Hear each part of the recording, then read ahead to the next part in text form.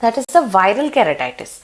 Okay, and it is caused by Herpes simplex virus. Only the herpes viruses affect the cornea. Most of the other viruses don't.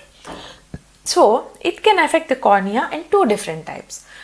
It can be only an epithelial keratitis, or it can go deep into the stroma and cause a stromal keratitis. Okay, so epithelial and stromal HSV keratitis is present in cornea. The epithelial keratitis is characterized by dendritic ulcers. Please don't forget this word in your questions. You see the word dendrite, that is a true dendrite. See, we had seen a pseudodendrite in acanthamoeba. So, the dendrites that occur in viral keratitis are called true dendrites. Look at this picture, such beautiful dendrites you can see. Branching pattern of the ulcer. So, this branching pattern of the ulcer, like this, or say it's like this, okay.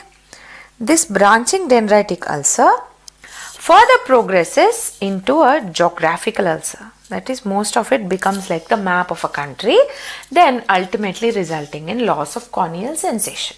This is an important clinical feature.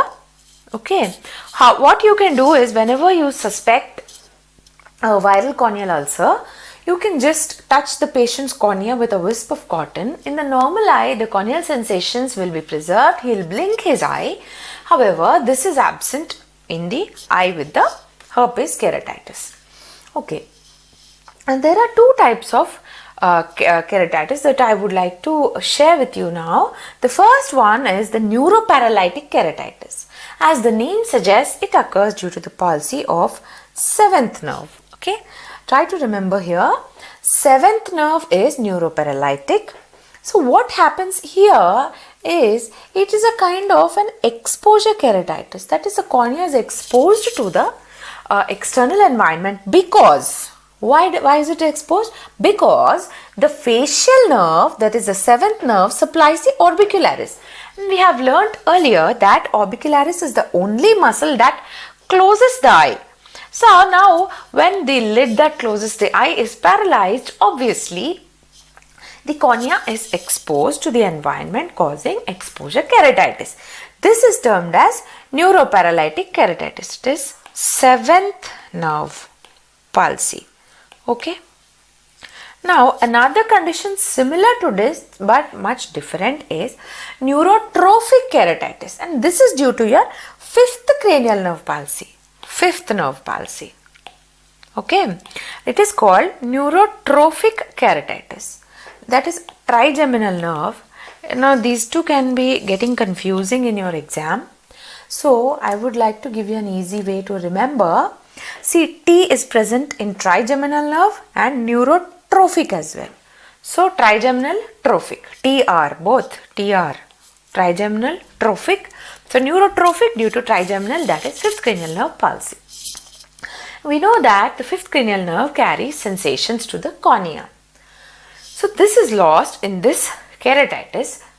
So what happens is, the patient cannot feel anything even if you if there is a foreign body on his cornea. He does not realize that it is present, and it is present in there impinged for a very long duration, ultimately resulting in a corneal ulcer. That is about neuroparalytic and neurotrophic keratitis. Now let's go deeper and look at the stromal keratitis caused by the herpes virus. So you can see in this picture, so the stroma is very hazy all over here. Okay, it forms a disc of edema over here, and it is, we have discussed just now, a herpetic stromal ulcer. Now what you have to understand over here, it is not an infective condition. It is not infective, it is an immunological reaction of the body. Okay, it is an immune response towards the infection that is causing your disciform keratitis or a disc of edema in the stroma. And obviously, because there is no infection over here, and I have told you earlier that one type of keratitis you can use steroid, and this is the answer for that question. The only type of keratitis where you use steroids is the disciform keratitis, and the reason is that because it is an immunological reaction and not an infective condition. Okay, please remember this. It can be asked in your exam. The only form of keratitis in which steroids can be prescribed is the viral disciform keratitis. And of course, your true dendrites are formed in this condition. Let's look at the herpes zoster that affects the eye. We know that herpes zoster is the name of the disease, whereas the virus causing this disease is Varicella zoster. Now we are familiar with this, that it causes chicken pox when we are young. Most of the children get chicken pox, and this virus remains dormant within the nerve roots, and whenever there is an immunological compromisation, this virus reactivates from its dormant state.